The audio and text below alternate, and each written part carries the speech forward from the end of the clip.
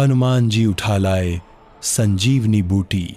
आप सुन रहे हैं सनातन श्लोक, जहां हम बताते हैं सनातन धर्म की दिव्य कथाएं, प्रेरक प्रसंग और अमर गाथाएं। रामायण में लंका युद्ध अपने चरम पर था। श्री राम और रावण के बीच धर्म और अधर्म का भीषण संग्राम चल रहा था। हर दिशा में युद्ध की गर्जना गूंज रही थी। राक्षसों और वानरों की सेना में भयंकर टकराव हो रहा था। इसी युद्ध के दौरान रावण का पुत्र मेघनाद, जिसे इंद्रजित कहा जाता था, उसने ब्रह्मास्त्र का प्रयोग किया। उसके प्रहार से लक्ष्मण जी गंभीर रूप से घायल हो गए। उनका प्राण संकट में था।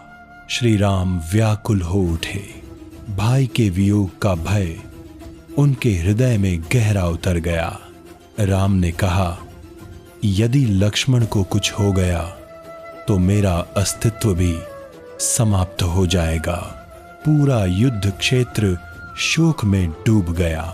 तभी विभीषण ने कहा, हनुमान जी, आप पर्वत समान शक्तिशाली हैं। आप ही इस समय हमारे एकमात्र आशा हैं। तब धन्वंतरी के शिष्य और वैद्य राज सुषेण को बुलाया गया। सुषेण ने कहा, लक्ष्मण को बचाने के लिए संजीवनी बूटी चाहिए, जो हिमालय की द्रोणागिरी पर्वत पर उगती है। हनुमान जी ने बिना विलंब किए कहा, प्रभु, मैं अभी जाता हूं और संजीवनी लेकर आता हूं।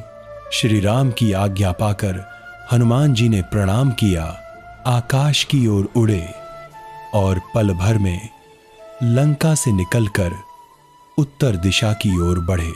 उनकी गति इतनी तेज थी कि पर्वत, नदियां और सागर सब पीछे छूट गए। उनका स्वरूप बढ़ता गया। उनकी गदा चमक उठी और उनके हृदय में केवल एक ही ध्वनि थी, जय श्री राम। जब हनुमान जी हिमालय पहुंचे तो उन्होंने द्रोणागिरी पर्वत को देखा।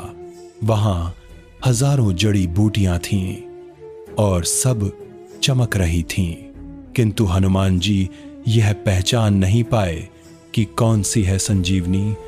समय बहुत कम था। लक्ष्मण जी की सांसें रुकती जा रही थीं।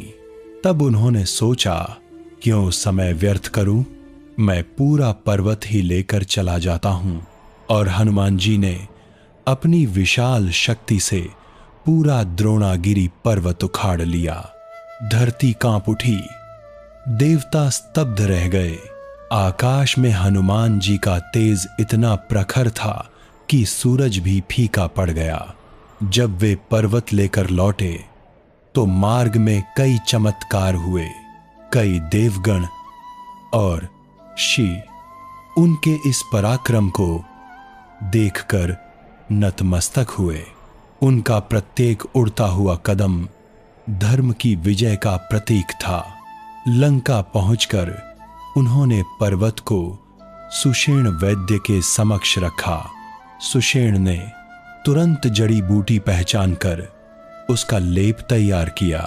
जैसे ही वह औषधि लक्ष्मण जी की नासिका के पास लाई गई, उनकी सांसें लौट आईं।